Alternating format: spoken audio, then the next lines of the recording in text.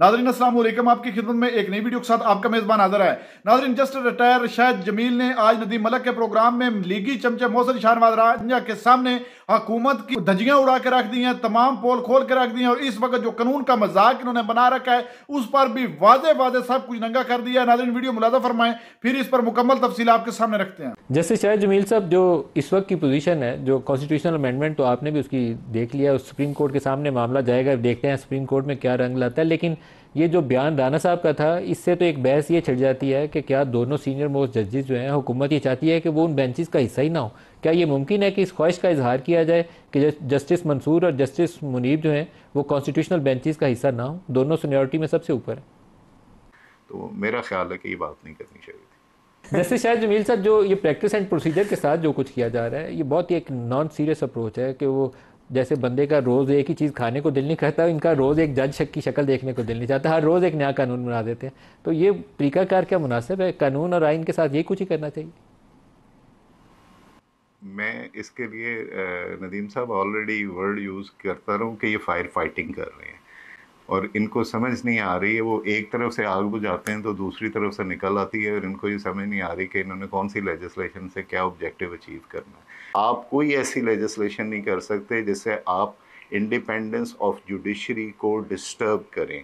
ये मैं सिर्फ लीगल बात नहीं कर रहा हूँ, अपने कॉन्स्टिट्यूशन के अंदर ये ट्राइकॉटमी जो कि चेक एंड बैलेंस सिस्टम है, बेसिक डेमोक्रेसीज़ का जो बेसिक कॉन्सेप्ट है कि ये तीनों ऑर्गन्स एक दूसरे को चेक करते हैं और बैलेंस क्रिएट करते हैं।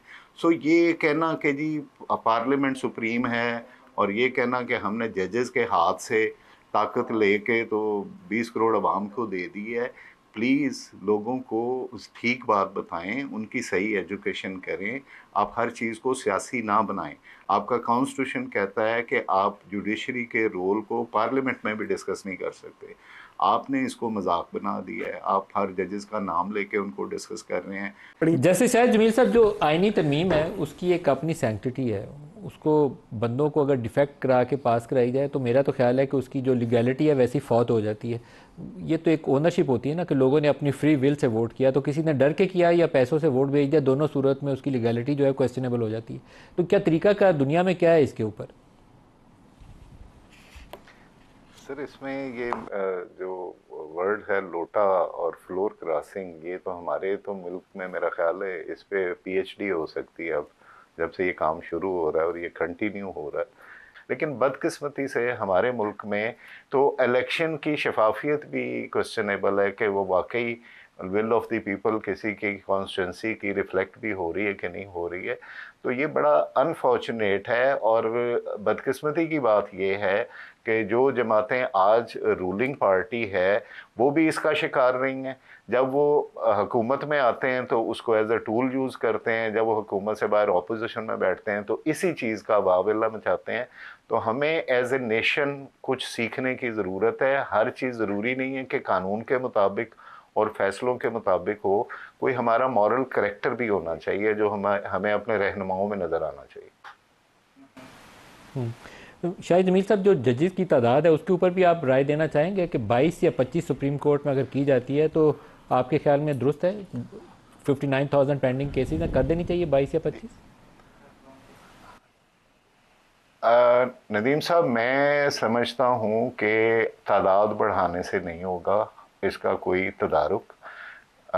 एक तो जो फाइलिंग है ये एक इतना बड़ा इशू है जिसको कोई भी माजरत के साथ, हमारे चौधरी इफ्तिखार साहब को अल्लाह ताला ने मौका दिया था, वहाँ से लेके जितने भी चीफ जस्टिस बने हैं आज तक, उन्होंने याहिया साहब से मैं अच्छे की एक्सपेक्ट करता हूँ, किसी ने भी इस इशू को एड्रेस नहीं किया कि रेडिकली हमने लिटिगेशन को कैसे एड्रेस करना है।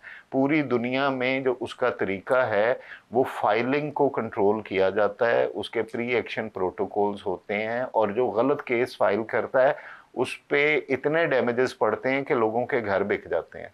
इसलिए लोग अदालत में आने से डरते हैं गलत क्लेम लेके।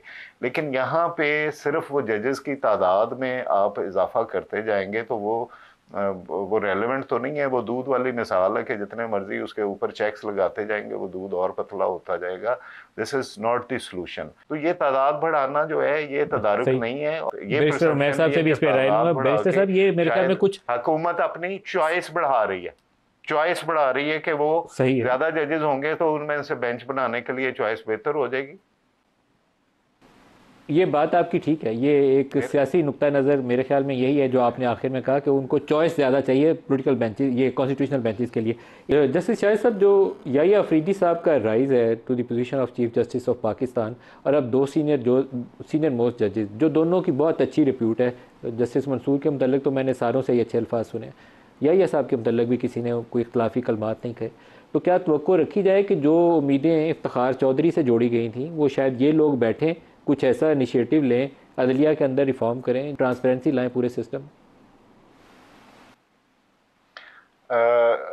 मेरे ख्याल में इस वक्त जो जजेस सुप्रीम कोर्ट में बैठे हैं, जिनको मैं जानता हूं और जिनके साथ मैंने काम किया है, इनके अंदर बहुत कैपेबिलिटी है। जस्टिस याहिया साहब ने थ्रू आउट सुप्रीम कोर्ट में अपने आप को इस तरह कैरी किया है कि वो बिल्कुल भी कंट्रोवर्शियल नहीं हुए और उन्होंने अपनी ओपिनियन जो है उसको किसी सर्कमस्टांसेस से इन्फ्लुएंस नहीं होने दिया।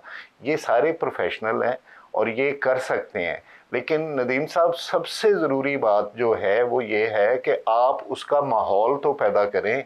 जब आप जजेस के ऊपर इतना क्रिटिसिज्म और इस किस्म के माहौल में रहेंगे तो वो अपने आप को डिफेंड करेंगे, मीडिया में डिफेंड करेंगे, पॉलिटिशियन से डिफेंड करेंगे कि लॉ रिफॉर्म्स की तरफ बैठेंगे और वो सोचेंगे।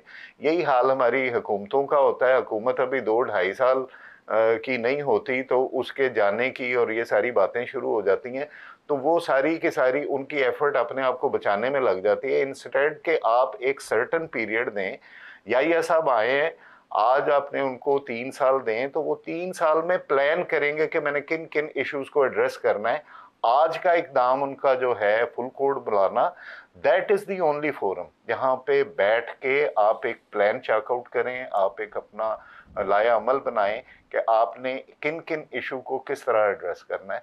तो मेरा ख्याल है अगर ये हमारी लेजिस्लेचर और हमारे सियासतदान और हमारा मीडिया ख़ास तौर पे उनको थोड़ी गुंजाइश दे और थोड़ा सा उनको मेंटल पीस दे ताकि वो अपने काम के मुतल्लिक भी उस पर गौर कर सकें कि जुडिशरी के फंक्शन को और डिस्पोजल को और उसके मेयार को कैसे बुलंद किया। नाजरीन, आपने वीडियो मुलाजा फरमाई है। नाजरीन, जस्टिस साहब ने जितनी भी बातें की हैं वो बिल्कुल हकीकत पर मबनी है कि इस वक्त की जो वक्ती जाली हुकूमत है ये अपने इख्तदार की खातर अपनी मर्जी के मुताबिक कवानीन बना रही है और आइन का और इस मुल्क का इन्होंने तो मजाक बना के रख दिया। अपनी मर्जी के मुताबिक जो है वो जज साहबान लगाना चाहती है, अपनी मर्जी के मुताबिक कमेटियां बनवाना चाहती है। ये चाहती है अदलिया हमारे ताबे हो और हम अपनी मर्जी के मुताबिक फैसले। नाजरीन, इस वक्त पूरी कौम जानती है जो घनौना खेल ये वक्ती हुकूमत खेल रही है, लेकिन देख लें मोहसिन शाहनवाज रांझा किस तरह आगे बेशर्मी के साथ हंस रहा है। और फिर नाजरीन, इन लोगों को शर्म भी नहीं आती कि हम ये गंदा खेल खेल भी रहे हैं। इस गंदा खेल खेलने के बावजूद भी